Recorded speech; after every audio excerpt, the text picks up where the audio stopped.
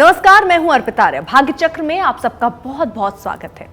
शनि ग्रह का बीमारियों से क्या संबंध है, शनि की वजह से कौन कौन सी बीमारियां आपको हो सकती हैं और उन्हें दूर करने के लिए आपको उपाय क्या करने चाहिए, कैसे पाएं शनिदेव की विशेष कृपा, इन सब पर विशेष चर्चा के लिए हमारे साथ मौजूद हैं पंडित शैलेंद्र पांडे जी। बहुत बहुत स्वागत है पंडित जी। नमस्कार।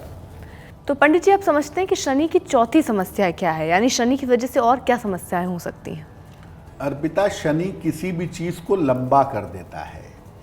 शनि का मतलब है जो बहुत धीमे चलता हो, और सारे ग्रहों में सबसे धीमे जो ग्रह चलता है वो शनि है।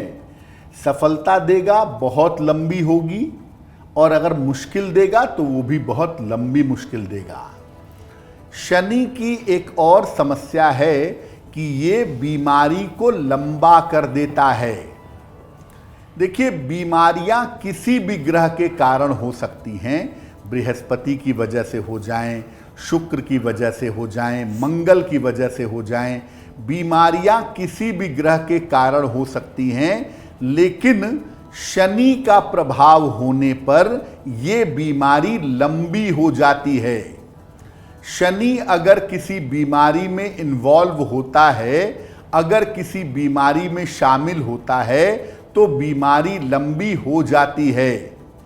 और ऐसी स्थिति में व्यक्ति जीवन भर उपचार करवाता रहता है, जीवन भर इलाज करवाता रहता है। कभी ठीक हो जाता है, कभी खराब हो जाती है समस्या, और बीमारी कुछ न कुछ करके चलती रहती है।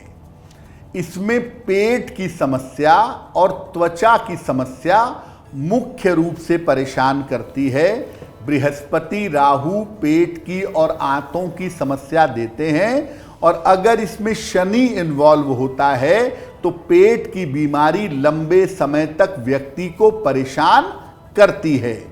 या स्किन में कोई प्रॉब्लम हो गई, सोराइसिस हो गया, हर्पीज हो गया, एक्जिमा हो गया, इस तरह की स्किन की प्रॉब्लम भी व्यक्ति को लंबे समय तक परेशान कर देती है।